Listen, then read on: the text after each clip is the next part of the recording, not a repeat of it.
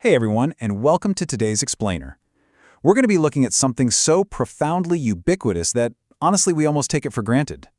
We're going to dive into the history of glasses and explore how the quiet, incremental evolution of this one single invention completely changed the world. Let's get right into it.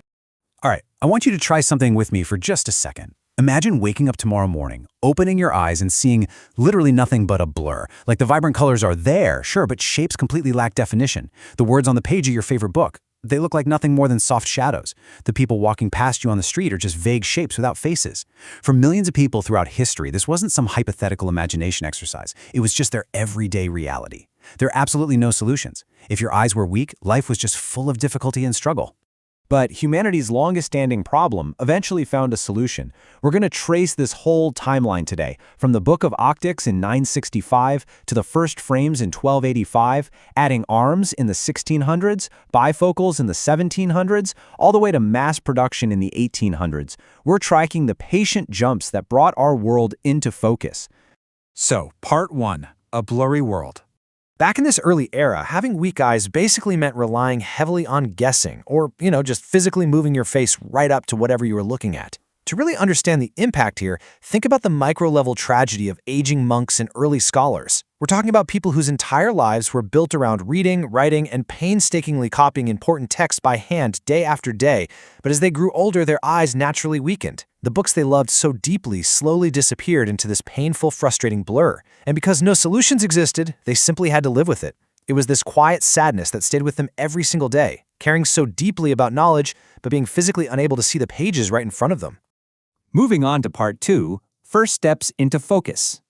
Human beings are just inherently curious. And slowly, people began to notice that curved glass or little drops of water made objects look bigger. Which brings us to a really brilliant scientist named Ibn al-Haytham. Born around the year 965 in what is modern-day Iraq, he patiently and carefully studied light and the human eye. He wrote this incredibly famous and important work called the Book of Optics, explaining exactly how light moves through space and how our eyes receive it. His remarkable ideas traveled far across the world, over to Europe, and they completely laid the scientific groundwork for everything that followed over the next few centuries. Fast forward a bit to the 1200s, in the quiet monasteries of Europe, where monks actually started putting those ideas to work.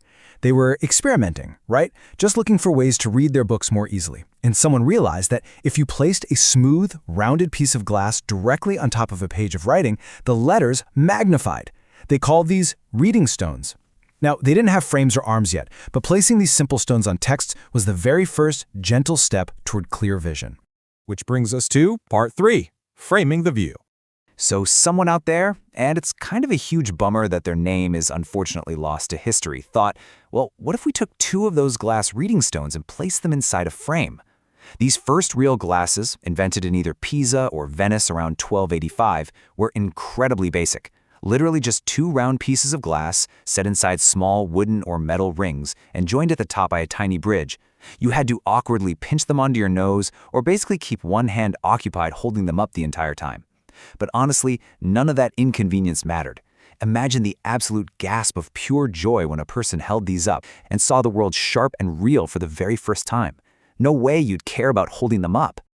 And news of this miraculous invention spread like wildfire. Well, maybe more like a quiet fire. Venetian glassmakers, who were already world-famous for their delicate work, took on this deeply meaningful job. They painstakingly crafted these lenses by hand, really slowly and carefully. Because of the intense labor and skill required, every single pair was unique and highly, highly expensive. So they moved from the curious hands of monks straight to merchants, traders, wealthy rulers, and kings. Now, as these early glasses spread, a massive paradigm shift happened. People realized that the actual shape of the glass mattered.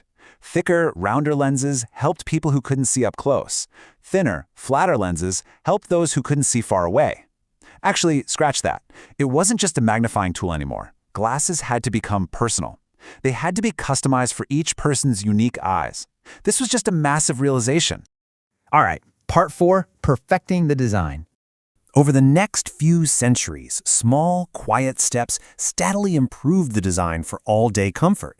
By the 1600s, craftsmen introduced an absolute game-changer. They added long, thin arms made of metal or wood that extended from the frame to rest gently over the ears. Suddenly, you didn't have to balance heavy rings on your nose or keep one hand tied up holding them.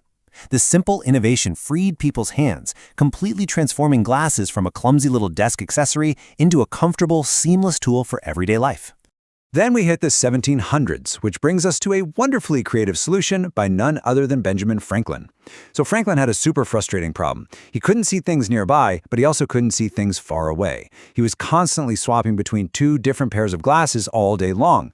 So, through some patient experimentation, he just deconstructed the problem. He literally cut two different lenses right in half. He put the lens for far vision at the top and the lens for near vision at the bottom, combining them into one single elegant frame. He called them bifocals. It's a quiet but revolutionary design that millions of people still use today.